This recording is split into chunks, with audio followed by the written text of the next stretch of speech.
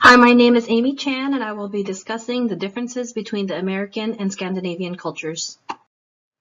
This presentation will cover the impact of culture and taxes in the success of healthcare and education policies. According to the World Happiness Report, Scandinavians are the top 10 happiest people in the world. Americans come in at 13th happiest. One explanation is their big government social welfare states, providing for the well-being of their people.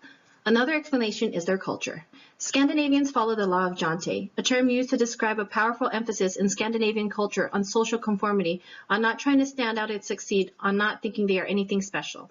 Along with this don't stand out too much attitude, Scandinavian culture has also traditionally placed a great deal of emphasis on trust, honesty, a strong work ethic, and a high level of social cohesion. It is probably these cultural traits that have allowed Scandinavia to see success with the socialist system we see there today. However, in the United States, very few Americans would not want the homogeneous, conformist nature of Scandinavian society. Our country is far too culturally diverse and far too populous. Scandinavian countries have higher taxes on income than the United States. While the rich do get taxed in Scandinavian countries, the middle class gets taxed even more.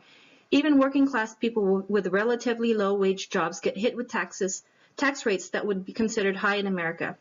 Plus, wealthy individuals, as in America, will often earn income from other sources than wages, or simply incorporate to pay lower tax rates. But the most troublesome part of the taxation in Scandinavian countries are that of the VAT. So what's the total burden for a person earning what in America would be a typical middle-class income? When taking into account income taxes, VAT, Social Security, and other taxes, many Scandinavians effectively give between 50 and 60% of their income to the government. According to the graph of World Tax Comparisons, Sweden and Denmark rank as the top two countries with the top income tax rate. But are those social welfare programs in Scandinavian countries that make the higher taxes on personal income worth paying? Though our taxes are lower in the United States, most Americans have to pay for service out of pocket than Scandinavians get from the government. Let's take a look at two of the social services that are hot issues right now, healthcare and college education. Scandinavia often comes close to global quality of life rankings, and one reason is the health of its citizens. The country's healthcare system is free. The country spends more per person on healthcare than any other country on earth.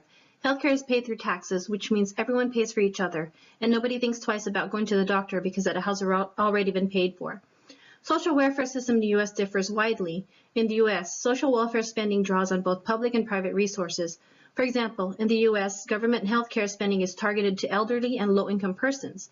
The American middle and working classes rely primarily on employer-provided health insurance. According to the graph by the U.S. Department of Health and Human Services, 71% of Americans have health insurance for health care, while only 3% is funded by the government. The U.S. government healthcare system is more redistributive than the systems of Scandinavian countries.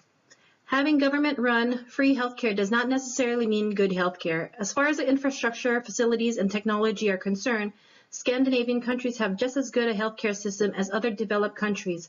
But as is a common phenomenon in any place, there is a centralized bureaucracy running healthcare in a country. The people experience lack of accessibility, lack of consumer choice, rationing of services, and long wait times.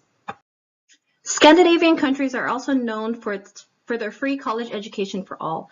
In the United States, we have to pay for college out of our own pockets or take out loans and be left with student loan debt for years, which prevents many people from enjoying the benefits of higher education. According to the graph, the average cost of college tuition in the United States is $8,005 per year for public schools and $29,115 for private schools. Education in Scandinavian countries is generally seen as a civil right. Therefore, it's seen as something that should be paid for collectively rather than by any one individual. Part of the reason is that an educated populace benefits all of society, so people should not be left out of the opportunity to have an education because they can't afford it. Under a tax-funded system, those who choose not to go to college will still be paying for it, much the same way parents who put their kids in private schools in America still pay for the public schools via property taxes. So the problem isn't just money, it's about family and cultural values. There is more that sets Scandinavia apart from America. Scandinavians trust their fellow citizens. They think poor people have typically been unlucky instead of lazy. They vote actively and participate in civil society. They respect the rule of law and they donate to charity. Americans don't want conformity or homogeneous. We are loud and individualistic. Some Americans want to seriously tax the rich and big businesses, but Scandinavian countries don't do that. They tax the middle class and treat businesses better than we do.